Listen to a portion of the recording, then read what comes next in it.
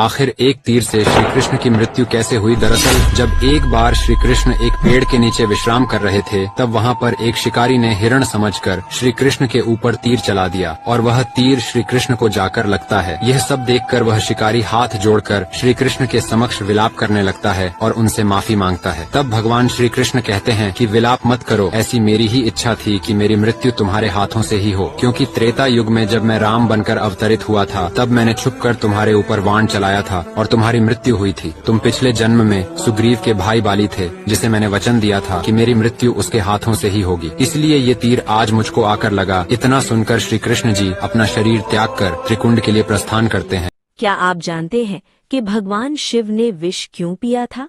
जब देवताओं और असुरों ने समुद्र मंथन किया तो सबसे पहले एक भयंकर विष निकला, जिसे हलाहल कहा गया। उसका प्रभाव इतना भयानक था कि तीनों लोकों का विनाश होने लगा। देवता और असुर घबरा गए।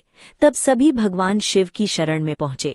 संसार की रक्षा के लिए भगवान शिव ने बिना एक पल सोचे वो विष अपने हाथों में लिया और पी लिया। लेकिन माता पार्वती ने उस विष को उनके गले से नीचे नहीं उतरने दिया, इसलिए वो विष शिवजी के कंठ में ही रुक गया और उनका कंठ नीला पड़ गया।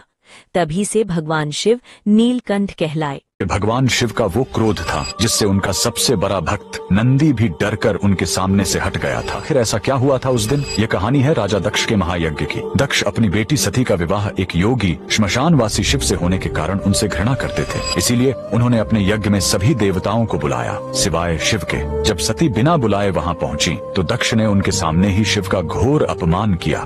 पति का अपमान सहन न कर पाने के कारण सती ने वहीं यज्ञ की अग्नि में आत्मदाह कर लिया। ये खबर सुनते ही शिव का दुख प्रलयंकारी क्रोध में बदल गया। उन्होंने अपनी एक जटा से वीरभद्र को उत्पन्न किया और उसे दक्ष के यज्ञ को नष्ट करने का आदेश दिया। वीरभद्र ने दक्ष का सिर काट दिया और यज्ञ का विध्वंस कर दिया, लेकिन इसके बाद भी शिव का क्रोध शांत नहीं हुआ। वह सती का शरीर लेकर विनाश का तांडव करने लगे। सृष्टि को बचाने के लिए तब स्वयं भगवान विष्णु उन्हें शांत करने के लिए आगे आए। उन्होंने शिव को उनके ईश्वर होने का कर्तव्य याद दिलाया। विष्णु ने उन्हें शांत किया था।